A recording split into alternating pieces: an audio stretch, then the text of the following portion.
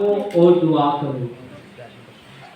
ये यीशु मसीह के मुंह की बात है और यीशु मसीह ने कहा जागो और दुआ करो। लेकिन हम देखते हैं बहुत सारे ऐसे मसीह हैं जो दुआ नहीं करते, अगर करते हैं तो बहुत कम करते हैं। लेकिन यीशु मसीह चाहता है और यीशु मसीह ये कहता है कि जागो और दुआ करो। आज हम सीखेंगे दुआ के बारे में कि दुआ के अंदर कितनी ताकत है और दुआ के जरिए क्या हो सकता है। आमीन। तो हम देखते हैं पहला शमूएल, पुराने ऐतनामे में पहला शमूएल और इसका पहला बाब और इसकी 10 आयत हम पढ़ेंगे।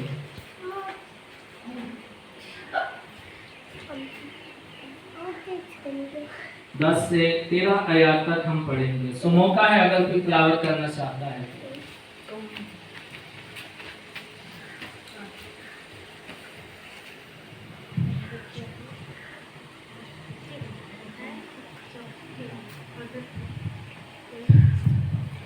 हमारे लिए पहला सैमुएल 10 पहले 10 बाब की पहला बाब 10 बाब से 13 आयत तक। और वह नहाए दिलगीर थे, सो वो खुदावन से दुआ करने और जार जार रोने लगी।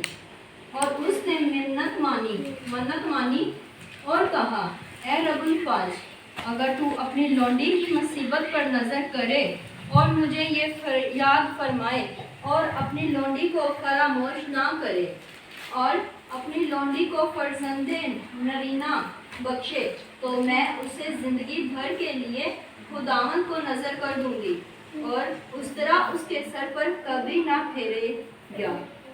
और जब वो खुदावन के हजूर दुआ कर रही थी तो एली उसके मुंह को गौर से देख रहा था और हन्ना तो दिल ही दिल में कह रही थी।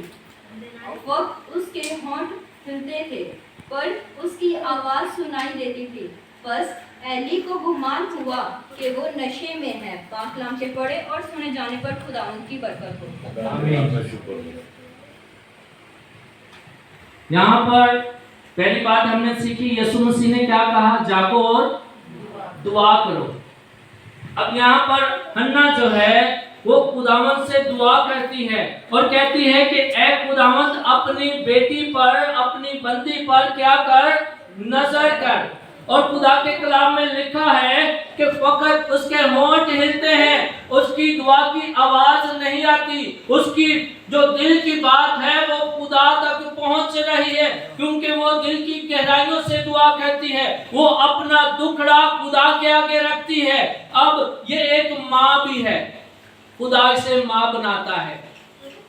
मैं रात को भी एक फैमिली में जब इसकी गवाही दे रहा था तो इसके शोहर की जो पहली बीवी है उसके पास औलाद होती है। अब वो हन्ना को चढ़ाती है और दिखाती है कि मेरे पास औलाद है लेकिन तेरे पास नहीं है। और हन्ना का दिल जो है वो बहुत ज्यादा दुख से भरा हुआ है। आप इस बात से वाकिफ है, जब किसी के पास औलाद नहीं होती तो इर्द गिर्द के लोग भी जो है वो बहुत सारी बातें करते हैं। वो उस बेटी के बारे में अच्छा नहीं बोलते और जो कुछ उन्हें ठीक लगता है वो बात कर देते हैं। लेकिन वो ये नहीं समझते कि जिसके लिए हम बात कर रहे हैं उसके दिल पे कितना दर्द है, कितनी चोट लग रही है हमारे अल्फाज से, हमारी बातों से। यही वजह है कि हन्ना अपना दुखड़ा जो है वो खुदा के साथ बयान करती है और आंसुओं के साथ वो दुआ करती है। उसका दर्द इतना है कि उसके जब होंठ हिलते हैं तो उसकी आंखों से आंसू भी बहते हैं।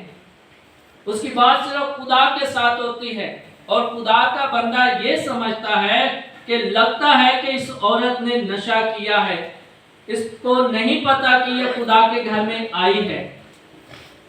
लेकिन वो किसी बात का जवाब नहीं देती।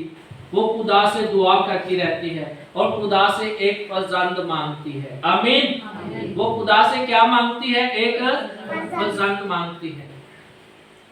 میں اکثر جہاں پر پہلے ہم عبادت کیا کرتے تھے، جہاں پر میں رہتا تھا، میں ان لوگوں کو یہ بات ضرور بتاتا تھا، اور میں آج یہ بات آپ لوگوں کے ساتھ بھی شیئر کرنا چاہتا ہوں. واحد ایک ماں کی دعا میں اتنی طاقت ہے کہ اگر آپ کی اولاد موت کے منہ میں بھی چلی گئی ہے، اگر آپ ایمان کے ساتھ دعا کرتی ہیں تو خدا فرشتوں کو بھیج دے گا اور وہ آپ کے بچے کو، آپ کی اولاد کو زندگی مل جائے گی. آمین. زوردار تالیاں بجائیں گے. آمین. آپ اپنے آپ کو تیار کریں. آپ یہ نہ سوچا کریں کہ آیا میں کیسے دعا کر سکتی ہوں، مجھے تو دعا کرنی نہیں آتی.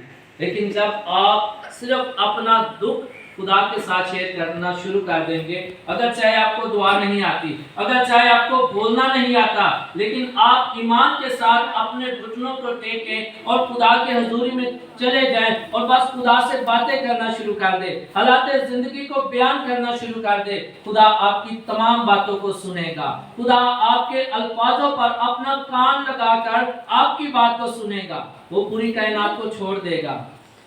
آپ کی دعا میں بہت طاقت ہے. لیکن اکثر ماں کہتی ہے کہ چلو میں اس لائق نہیں ہوں پر میرے بچے اس لائق ہوں. لیکن جب تک آپ دعا نہیں کریں گے آپ کے بچے کبھی اس لائق نہیں بن سکتے. اس لیے آپ کو دعا کرنا ضرور ہے. ایک خادم تھا، اس نے ایک بات بتائی، یہ حکمت کی بات ہے. اس نے کہا بچے کا جو پہلا استاد ہوتا ہے اور خدا کے بعد جو